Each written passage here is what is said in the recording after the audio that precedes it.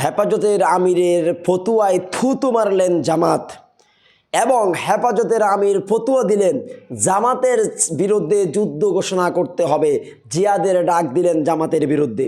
এবং হেফাজতের আমির আরও কড়া ফতুয়া দিলেন, কাদিয়ানীদের চাইতে মারাত্মক ভয়ঙ্কর হলো জামাতে ইসলাম। প্রিয় ভাইরা, গতকাল থেকে হেফাজতে ইসলাম এবং বাংলাদেশ জামাতে ইসলাম দুই গ্রুপের মধ্যে চলছে চরমভাবে ফতুয়ার ছোড়াছড়ি এবং একে অপরের বিরুদ্ধে চরমভাবে সোশ্যাল মিডিয়ায় লেখালেখি, ভিডিও পোস্টিং তুমুলভাবে চলছে। কেন? এই গণ্ডগোলের মূল কারণ কি? আমিরে হেফাজত আপনারা স্ক্রিনে দেখতে পাচ্ছেন, দেখেন আপনারা স্ক্রিনে দেখতে পাচ্ছেন, তিনি বললেন ধানের শীষের প্রার্থীকে সমর্থন দিয়ে হেফাজত আমির বললেন মুসলমানদের জন্য জামাতকে ভোট দেওয়া হারাম। আচ্ছা, এটা কোনো কথা?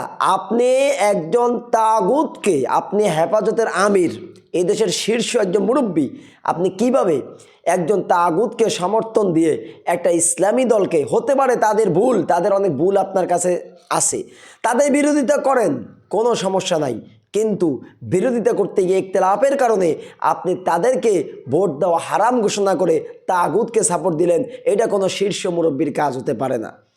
এরপরে প্রিয় ভাইরা দেখুন, হেফাজতের আমির মহিবুল্লাহ বাবুনগরী আরও বলেছেন, স্ক্রিনে তাকান, কাদিয়ানীদের চেয়েও ইসলামের বেশি ক্ষতি করেছে জামাত।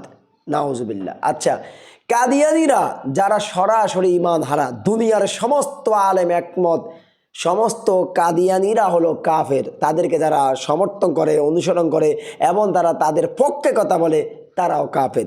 তাহলে জামাত কি কাফের? আজ পর্যন্ত পৃথিবীর কোনো আলেম কি বলেছে জামাত কাফের? তাহলে কাদিয়ানীরা ইসলামের যে ক্ষতি করেছে তার সাথে বড় ক্ষতি জামাত করেছে। এরা মারাত্মক একটা ফিতনাবাজি ফতুয়া ছাড়া আর কিছুই নয়। আমিরে হেফাজতের আমির কেন এই কথাগুলো বলেন, কারা তাকে কথাগুলো বলাচ্ছে, কি কারণ তিনি এই কথাগুলো বলছেন, আল্লাহ ভালো জানেন। প্রিয় ভাইরা, এরপরে দেখুন হেফাজতের আমির আরও বলেছেন, ইনকিলাবে আসলো, তিনি বলেছেন বিএনপির প্রার্থীকে সমর্থন, জামাতের বিরুদ্ধে জিহাদ, এর ডাক দিলেন হেফাজতে আমির। নাউজুবিল্লাহ। বিধর্মী ছাড়া কোনো মুসলমানের বিরুদ্ধে জিহাদ করা জায়েজ নাই, এটা সম্ভব নয়, এমনকি মুনাফিকের বিরুদ্ধে জিহাদ করা যাবে না।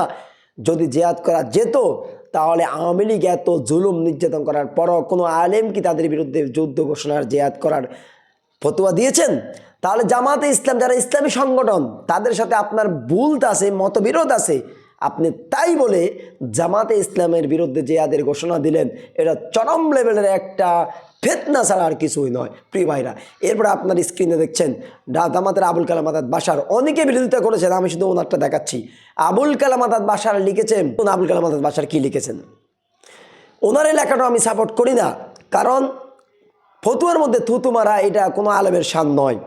আর তিনি যেটা বলেছেন যে বুড়া আলেম সে ইমান হারা হতে পারে, আশঙ্কা করেছেন তিনি, ওটা ভিন্ন কথা। কোনো মানুষ ইমান নিয়ে মৃত্যুবরণ করবে এই গ্যারান্টি কেউ দিতে পারে না। প্রিয় ভাইরা, আফসুস, এই ঠেলাঠেলির শেষ কোথায়? হেফাজতের আমির অনার্থকভাবে বারবার জামাতের বিরুদ্ধে বক্তব্যগুলো দিয়ে একটা ফিতনা সৃষ্টি করে দেয় মুসলমানদের মাঝে। আমি মনে করি তিনি বৃদ্ধ মানুষ, কেউ তাকে কড়া নাড়ছে, কেউ তাকে নাড়াচ্ছে, তা না হলে তিনি এই কথাগুলো কেন বলছেন? আফসোস, সীমাহীন আফসোস।